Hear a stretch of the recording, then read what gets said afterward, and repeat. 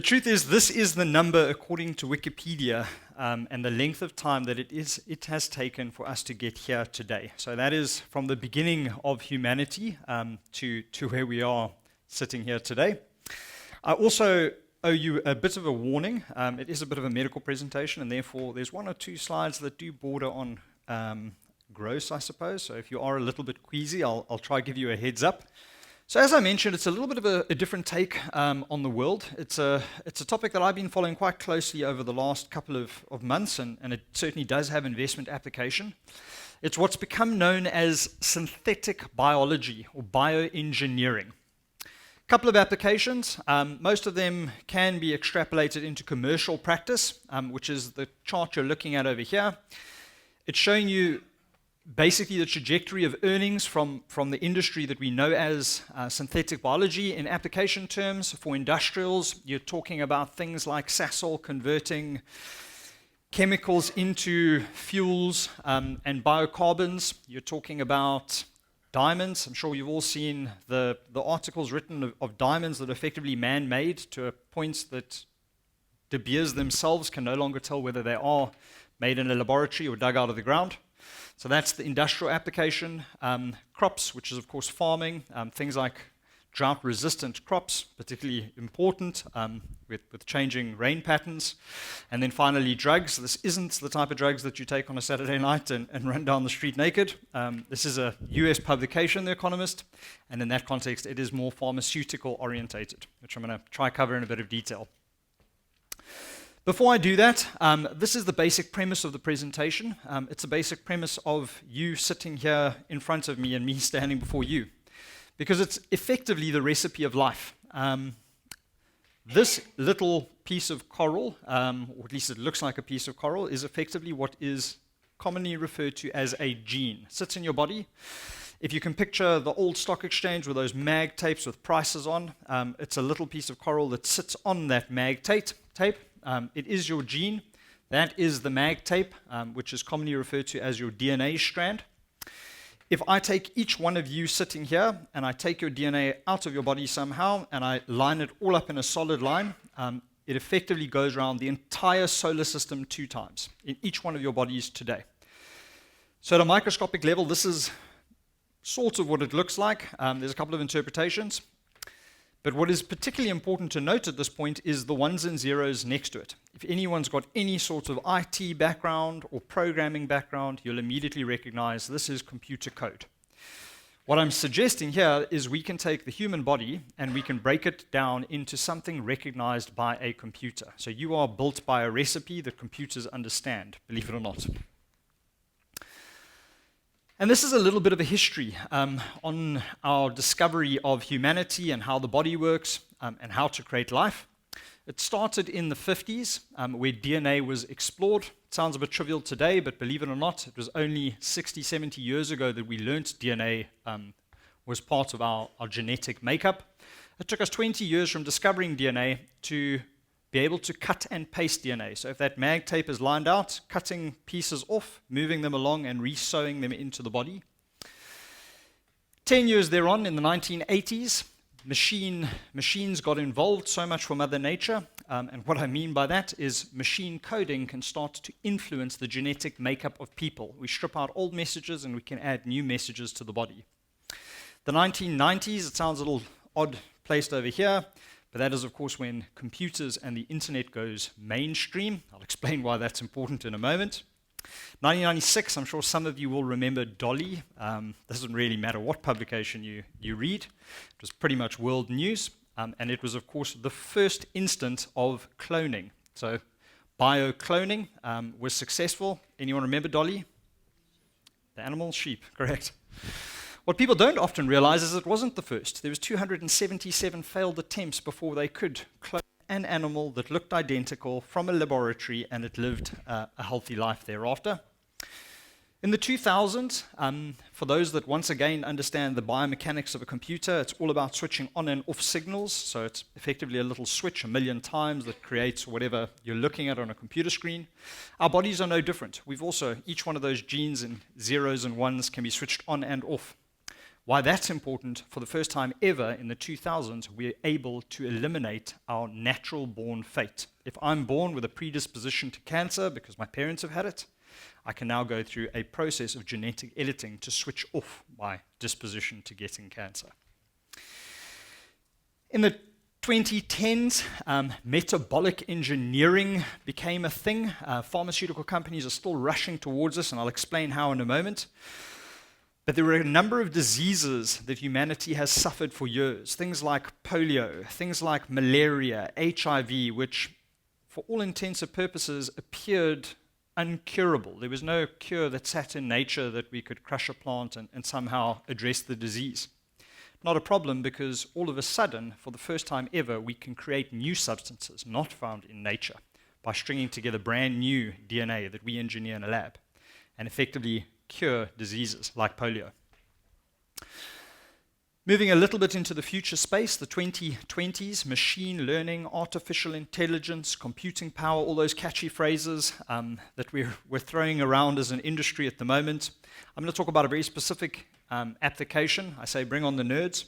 And the application that I'd like to take you through today is humanity acquiring a sense of goddishness. Frankenstein is what comes next, because all of a sudden we are within reach of creating a person. That's a real person, no mom, no dad, out of a lab. I'll explain it to you in a moment.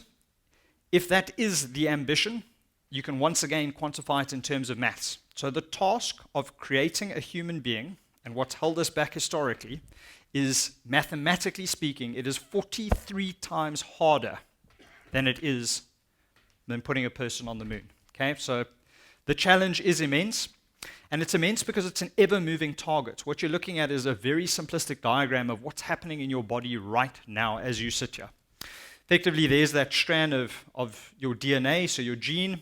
It welds on through amino acids on a daily basis, or on a micro-minute basis. You've got cells being born and cells that are dying in your body. The rate of birth and death within your body changes, and it hits a tipping point when you start to age. So anyone want to take a guess at what age roughly you start not replacing you to die, really? You start dying at age? 23. 23, 24, 25, somewhere around there, depending on the person. So it's downhill from there. Yeah. Sorry, it's true. Back to the mathematical challenge. So I say it is infinitely harder than putting a person on the moon. If we quantify it in terms of a math sum, the recipe for creating a human, computational-wise, is 12 million to the power of 64. I tried to put all the numbers on the slide, but I got too busy, and that's where I ended up. There are a number of companies which are investable in the US that are currently responsible for processing power that's getting close to those numbers. Again, what we're trying to do is get this little coral piece in zeros and ones and effectively build an entire body, an entire person from scratch in a laboratory. The good news is, computationally, there's a lot heading on its way. We, as an industry, are completely obsessed with fourth industrial revolution. You've heard all about machine learning, artificial intelligence. And I don't know if you're the same as me, but I'm getting a little bit dazed by all the numbers and in search of a practical application. So here is the practical application. In the 2000s, we could computate 8,000 units. Once again, the challenge is a lot higher. Fast forward 8 years, it bumps up to 50,000 units of computational power. By 2030, it is estimated to be just under 4 million. So you can see just how exponential that growth is in computating power. That's going to move us pretty close, somewhere around 2040, 2045. It is very likely you'll be able to go into a hospital and see a child that's been engineered from scratch by their parents, but not with the help of their parents. Scary thought. There is good news as well in terms of medical advancements. This is one company that we assess in terms of portfolios. Again, an opportunity that's just not available in South Africa. Let me start by asking the room, is there anyone single? Single people in the room? Must be one or two. It's going to be lonely if it's just you. 2, 3, 4. Okay. The reason why I ask is, I suppose in today's day and age, it was a conversation that we had just the other day about how difficult it is, the girls obviously finding a guy that's smart enough, the guys finding a girl that's pretty enough, and so it goes on.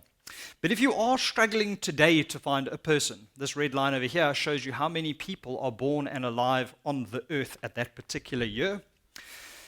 Spare a thought for those that lived at 1,000, so let's call it 1,000 years ago, because that's exactly how big your shopping list of potential candidates would have been. There are more people alive today on the planet than the entire recorded history combined.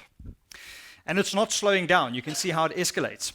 Does anyone want to venture a guess what the fertility rate in Somalia is today? What is the average number of children that a woman in Somalia can be expected to have on average? 7. 7 on average, which means for everyone that's not having any children, someone's having 14. And believe it or not, they're not even the highest in the country, or in the world. The continent's highest and the world's highest is actually in Niger, and Niger's average is 9. 9 on average, or 8.7 something. Now, the truth is, as time goes by, not only are there more people on the planet, but people are also living longer. On average, and think about the implications for an insurer from an investment perspective, for each passing decade, people are living 2 years longer, okay? We know that. You've all seen the Time magazine headlines that say somebody's going to live to 150, etc. But on average, people are living longer, and that's largely a result of medical advancements. But let me pose this question to you as financial advisors. What does that mean for one of government's biggest earners of tax revenue, estate duty? The truth is, people are living longer, which means government needs to wait longer to get their hands on estate duties. Poses a brand new problem, which I'm going to suggest is a new tax, which will become the birthday tax. So think of a world where wealthier people don't pass away, you can't access their money. How on earth would you as government be able to identify a person and extract tax from them? Birthday taxes. Effectively, estate duty then becomes a problem for the poor, believe it or not. Unlike today, where people think it's a rich person problem, it's only going to be the poor that suffer with estate duty taxes. And this is a little bit why I say it. Sorry, I should have warned you that this was one of the gross pictures. What you're looking at over here is not really a piece of biology. It is, in fact, a 3D printed organ. It's a real organ, the first in the world, done by Organovo. And essentially, this organ is a kidney that is being shocked to life in a rather Frankenstein-ish fashion. You can see those wires giving it the electric pulse, and those pipes going in to give it human fluids before it gets inserted into a person's body. Things like organ donors, about 5-10 years' time, will not exist because we can just simply print it.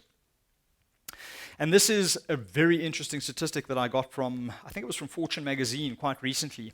They ran a study and they asked the question of pharmaceutical companies, in 5 years' time, what sort of technology are you going to have available for people, and what is it going to cost? So if you are a high net worth individual anywhere in the world, the truth is you can now grow your own organ in 5 years' time. For the bargain, it takes about 3 months. For the bargain price of, let's call it 700,000 Rand, you can actually grow an organ if you're in desperate need. You don't have to go on a waiting list and I suppose, rely on availability from natural sources. Just simply grow one in a lab. Pretty appealing for a high net worth individual that aspires to live forever. And then focus on the other side, which is the ultra high net worth individuals. If 3 months is a luxury you just don't have and it's too convenient to wait, you can print an organ, much like the one you're seeing on the screen now. It takes 24 hours to print and breathe to life, and it is estimated in 5 years' time to cost you, not only available, but to cost you $1.65 million. And let's assume for a moment that you aren't wealthy, you're poor, like me. I should have probably used a different color pill, given that it was for me. But even for everyday people, far sooner, from pharmaceutical companies, once again, some of which that we hold in our share portfolios, Johnson & Johnson, Pfizer, and Roche. These pharmaceutical companies are focused on a very different way of delivering medication to you. It's in the pipeline. It will probably start being rolled out within the next 3 years. It's custom-made medication. Okay, so picture this.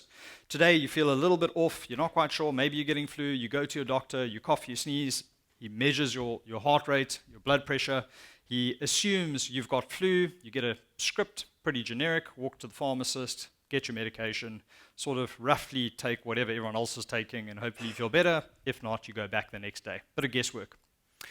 What's going to happen within the next 3 years is a little nanobot. So it's a tiny little microscopic submarine that you swallow. It works its way through your body. It measures all your internal sensors, the rate of metabolism. It obviously, depending on what the diagnosis is, funny enough, the way you dispose it is it goes through, you urinate it out. But the beauty of it circulating your body unrestricted is that your diagnosis goes up 800%. So you are 8 times more likely to get correctly diagnosed. By the way, I'm not talking futuristic. This is around today. We just haven't got to a point where it's commercially viable to roll it out, but it is in test phase. Not only do you get your diagnosis better because it is actually measuring you as a person, pharmaceutical companies, these guys, are no longer going to make blank boxes of pills where you get 2 or 3 from a pharmacist. They are going to be installing machinery inside the pharmacies that once your diagnosis has been made, it builds a pill specifically for you as an individual. It takes into consideration everything about you, from the way you metabolize, what you're allergic to, what exactly you need, a precise measurement of how much chemical. It mixes a pill for you as an individual, and you walk away. Medication will become 135% more effective. So we're also going to get a lot better at treating ailments for a lot less money. That's going to have a lot of implications on a lot of industries. One of them is the food industry. If I say more people are being born and they are going to live longer, we're going to need to feed all of these people. By 2050, we're going to need 70% more food than we have on Earth today. You see they're burning down rainforests, unfortunately, over the weekend. Does anyone know why they're doing that? To get farms up and running, food, but that's definitely not the way you want to go about it. One of the ways you might want to go about it is this very burger here. Looks pretty average, right? Well, it's not. It is a burger from Burger King. It's currently available and rolled out pretty much across the US chain. It's made by a company called Beyond Meats, and there's another one called Memphis Meats. What you're looking at is a burger on the shelves available today that is lab grown. So this meat over here never actually lived. It's made from synthetic engineering. It grows on a petri dish, and you grow your piece of meat. Not quite sure whether you'd consider it vegetarian or not, because it is meat, it's just never lived. They've got it to a point where it's commercially viable, rolled it out. For those that are wondering, apparently it tastes gamey, and if you squeeze the patty, real blood comes out of it. It's been grown from a lab. Available today. Another way we're going to feed people is what you're looking at over here. I mean, clearly this is a real picture, and it is currently being rolled out. Picture it for a moment. It's a bit of a bad picture, but if you zoom out, it's got 4 corners. On each of the 4 corners is a motor, a solar panel on top of the motor, and it is GPS enabled. It is a fish farm, nothing unusual. We know fish farms going around the oceans, or at least planted off coastlines. This is one that travels through the ocean, okay? So what it effectively does, sun charges the motors make it go, and the GPS directs it. Why is this important? Picture a world where just around the corner here, you can launch your fish farm with baby fish in it, and it navigates its way to wherever you want it to be delivered. If you need 5 tons of salmon delivered to South Africa from Norway, you effectively just start it up, off it goes. You can track it on your mobile phone. It's obviously protected from predators because it is caged, and you don't need to feed the fish because as they go through the ocean, they eat. Incredible, right? 2 companies, again, that we're exploring for our international portfolio that currently roll this out. And think about the implications it's going to have for companies like I&J, Oceana, etc. A personal hobby of mine is dinosaurs. It sounds a bit odd, but you would have got a little bit odd from the first half of the presentation. I've got a little dinosaur on my desk. I tell people that it's for my son. Truth is, I don't have a son. It's actually mine, and I play with it, so there's my admission. A lot of this bioengineering is now creeping its way into sci-fi, because what scientists believe is now possible is to create a real-life dinosaur within the next 8 years, or 6 to 8 years. They're focusing on a woolly mammoth as the first dinosaur, but effectively we're going into a Jurassic Park day and age. Real story. Unfortunately, these scientists clearly don't watch a lot of movies, because if they were to have watched movies, they would know that this doesn't necessarily end well for humans. Right, so it wouldn't be a presentation in South Africa at the moment if I didn't talk a little bit about the depressing state of fiscus. What you're looking at over here, if you focus on the bar charts, is a conversation that I actually had a few weeks ago with some friends around a braai. Much like most South Africans, we're all talking about immigration and how it's going to affect and where we're going, which got me thinking, although I'm not on my way out, it got me thinking about how vulnerable we really are as a nation, a tax-paying nation. So bear with me for a moment. If you have a look at the bottom axis, this is an income band in South Africa. Somebody who earns below 70,000, between 500,000 and 70,000 on an annual basis. And then, of course, anyone who earns over 1.5 million rand a year. Now focus on the bar chart on the way up, and that's exactly how much money in rand terms they are contributing to the fiscus. So this is tax-paying money. Then ask yourself, so clearly everyone earning over 1.5 million rand is subsidizing a country and are tremendously important just from a fiscal balancing perspective. For every one of these people that South Africa either brings in, so somebody who's immigrating to South Africa, or alternatively we're growing through our own economy, for each one person, at present we are losing 4 to immigration. Scary, right? Given how important those individuals are. What I should add is the number of individuals, which gives you a deep sense of despair.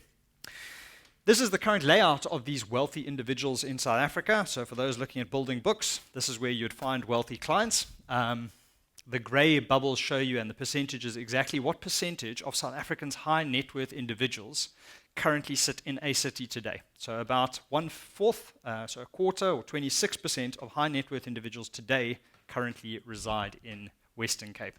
And it's incredibly accurate because it's a very unusual source of data, which is credit card spend, ladies. It's Louis Vuitton shopping that helped us identify where wealthy individuals reside. Wealthy individuals are a little bit different by nature. Most people, biggest asset is, of course, their residential property and perhaps some small savings. Wealthy individuals are completely different. So if we look at South Africa's high net worth individuals today and how their asset base breaks up, you're looking at the vast majority of their wealth actually in listed equities, both international and local. This is South African. Probably need to be a little bit more offshore, but I think that is probably growing at present. But about 1/3 of all of their money is in direct listed equities. And that's a very similar chart that you're looking at in these bars. What we've tried to do is show you the type of investor by investment size, so from 100,000 right up to 100 million rand clients. And then we measured what percentage of that client's assets go into share portfolios or direct equities. And clearly you see the trend as people tend to get wealthier and the investments larger, they start investing in direct equities. This is a little bit of a depressing graph. Sorry, it's a bit small. Maybe that's a good thing. Don't worry about the details. It tries to show you immigration patterns of the entire world. So it's wherever somebody is applying for a visa, trying to get in, be it a permanent residency or a work visa. The more people that are trying to get into somewhere, the darker green it goes, and the less people trying to get in somewhere, the lighter green it goes. You don't really have to make out the full picture to see that South Africa is beaming white. Not a lot of people trying to get into South Africa at the moment. Yet despite the negativity in South Africa and the lack of desirability, South Africans today do not have enough money offshore. International best practice is about 30%. In the case of an emerging market like us, it's probably closer to 40-50% of one's wealth should be offshore. Across South Africa today, high net worth individuals only have 19% offshore. So if you do have rich clients, make sure you talk to them about taking more offshore. Share portfolios is one of the ways of doing it, as is unit trusts. It's not a direct head-to-head comparison. There's no one superior solution to the other. It obviously depends on client needs. But if I focus on share portfolios for a moment at a practical level, share portfolios are effectively a custom approach to buying a fund or solution for your client. Why is it customized? Because it's direct ownership of shares and it is bespoke built. One of the key benefits of a share portfolio is you have access to a portfolio manager or fund manager for your client. They build a portfolio, they manage a portfolio, they're answerable on the portfolio alongside yourself to your client. There's a direct line of communication, and there is the ability to completely customize, which includes things like hedging. If there's a bit of nervousness in the market, you can hedge out risk of a portfolio. It is pure bespoke for clients. We've got share portfolios available on Momentum Wealth and Momentum Wealth International in what we call PSPs, or personal share portfolios. Every one of these green products, I'm hoping the jargon isn't too alienating, but right across our product range, be it retirement, discretionary, local and international, share portfolios or PSPs are available. You can select them just like a fund. The only place it is not currently available is our flexible investment option, but it doesn't really make a lot of sense because you can place money directly in that instance with Momentum Securities. So access to all of the products. You can see it's as simple as selecting a fund. So instead of selecting Coronation Managed Fund, you could build your own managed portfolio on behalf of your client with their unique needs taken into account. Local or international, we've got hard currency as well as rand-based, and you can select mandates and build them. We've got off-the-shelf mandates, so portfolios that we deem best views or our flagship range, but as well as the ability to customize both Reg 28 and non-Reg 28, depending on product wrappers and client needs. What's important is we're working very hard to make it easy from a paper perspective. I'll show you a moment what that means from an onboarding, but at least from a FICA requirement, if one person is FICA'd within the Momentum Group, we're working hard to make sure that they don't have to fill out the same document 40 times for engaging with different parts of the group. The platform and Momentum Securities being one of those examples. I'm almost done, but before I am, this is slide number 3. It is my personal favorite. So if you wouldn't mind just putting number 3 and your guess on price. If they haven't traded, what I'm using instead is the insured value today of this piece of art. Everyone scribbled it down? Okay. I know share portfolios can at times seem a little bit daunting from a licensing perspective. There's effectively 2 ways in which you can invest in a share portfolio on behalf of your clients. The first way is what we call direct, for want of a better term, and that's placing money off platform directly with Momentum Securities. And then, of course, we work closely with Momentum Wealth and Wealth International on our on-platform PSPs or personal share portfolios. From a licensing perspective, should it be on platform, there is no complexity to earning an advice fee. You wouldn't need to have any specific licensing. Once again, it's as simple as selecting a fund on the platform to access a PSP. On the direct side, it is slightly more complex. What that means is if you come directly to Momentum Securities in order to sell direct shares, you need to be 1.8 license accredited in order to qualify for an advice fee. That's the way the industry's been doing it for years, and we certainly do cater for 1.8 license accredited. But should you not be 1.8 licensed, what we've done, and we believe this to be quite a nice differentiator from Momentum Securities, you would not otherwise be entitled to an advice fee given the restriction. So what we've set up is what we call a referral fee in place to ensure that even if you don't have 1.8, it shouldn't stop you from making use of these products because we will compensate you with a referral fee in place of the advice fee. What would you be advising on? I've tried not to overwhelm you with all of the details. This is a brief snapshot of what we do as a business. We've got managed portfolios, so these are pure managed, buying into a model portfolio with Momentum Securities with a minimum of either 250,000 Rand or $20,000 US for the hard currency. So we do both local portfolios. Here's our 4 flagship portfolios, as well as our international portfolios. Again, 4, the balanced portfolio being the Reg 28 for retirement money. We do advisory mandates. That's sort of when we use our managed portfolios or best view as a base, and then we start customizing off the base with yourselves and your clients to meet their specific requirements. And then we've got pure execution-only portfolios, much like most stockbrokers. We've got securities-based lending. If your clients want to loan against their portfolio, we're a registered credit provider, and we can immediately unlock liquidity at a pretty decent rate. Prime plus 2 is probably good guidance. and we use their share portfolio, no capital gains tax. They get immediate access to liquidity. We've got ETFs, derivatives, bespoke structures. We can hedge, you name it, we can do it. If you've got a client with a crazy idea, please do talk to us. Chances are we've got something in our toolkit to cater for it. And then, of course, tax-free savings. I'm not going to labor the points about performance, but I just wanted to show one slide that demonstrates our offshore performance. We're particularly proud of this portfolio. It's performed phenomenally well versus the MSCI World Index. And again, Raging Bull Awards going to the Momentum Securities investment team in the past year, and hopefully the year to come. We also engage quite a bit with high net worths and ultra high net worth individuals where banking is a requirement, which is why we partnered with arguably the best Swiss bank in the world. It is Julius Baer. It does come with a pretty hefty minimum. So if your clients have a minimum investable amount of $500,000 and want the full boutique private banking experience, you can do it through us. If your clients are still keen on going offshore and having an offshore bank, but don't necessarily meet that hefty minimum, we've also partnered with Swissquote in South Africa, also obviously Swiss-based.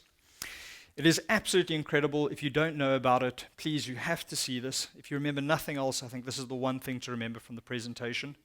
Effectively, what we do is we take your share portfolio, your client's share portfolio, maybe even yours. It is offshore. Through Swissquote, we issue you with a bank card that looks identical to that. There are no fees with it. Effectively, you can elect how you want the card to work, but all your offshore dividends can get paid into a cash component. You can go around the world, any country, and swipe the card. You've effectively got an international bank account for free.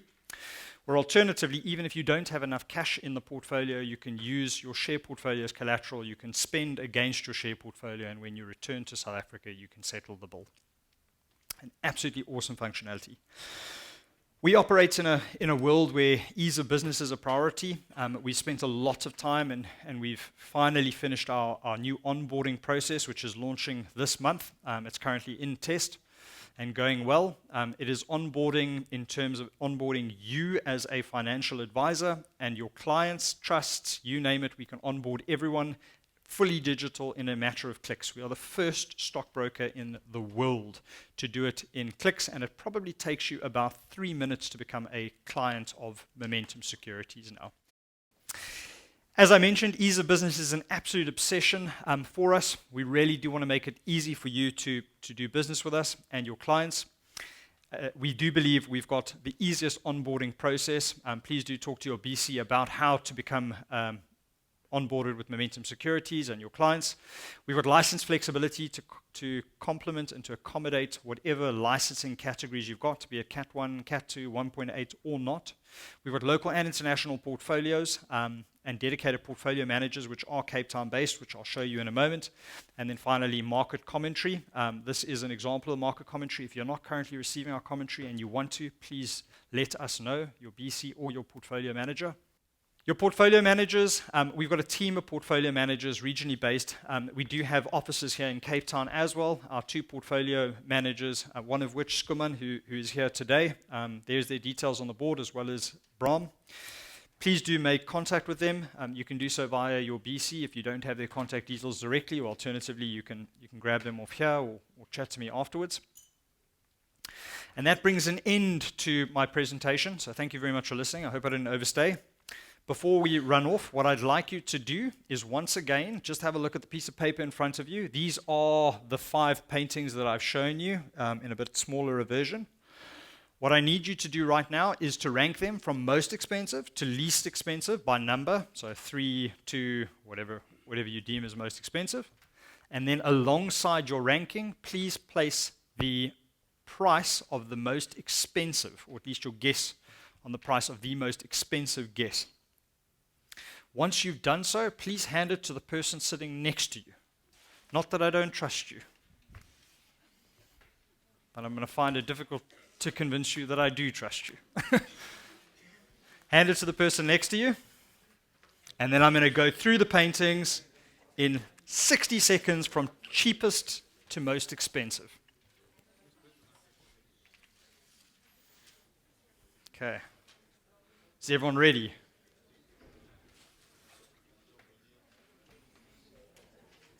The person who wins as the single closest, or 2 prizes obviously, can choose between red and white. We've got a red wine and a white wine to give away. Second place is going to be a recipient of whatever's left. Okay, everyone ready?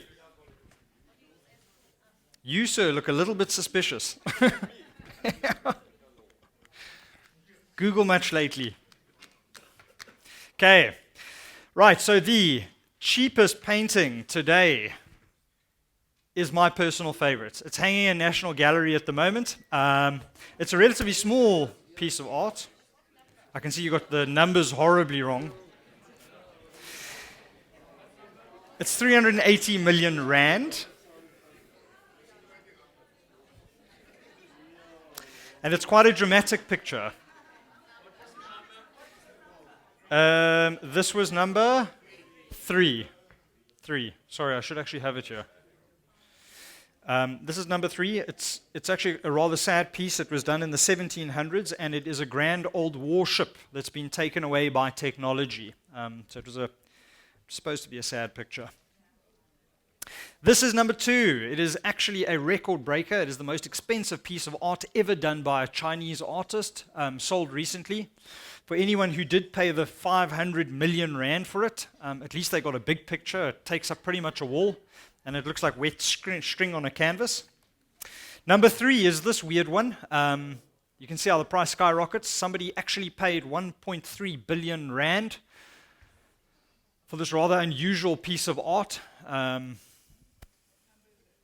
This was 4. You can see I don't do this very often. The second most expensive piece of art is the record breaker from America. At least this was also quite a big piece. It's 2 meters by, I think, 1.5 meters. It's not street art, it's on a canvas, and it was done in the 80s. Still the most expensive.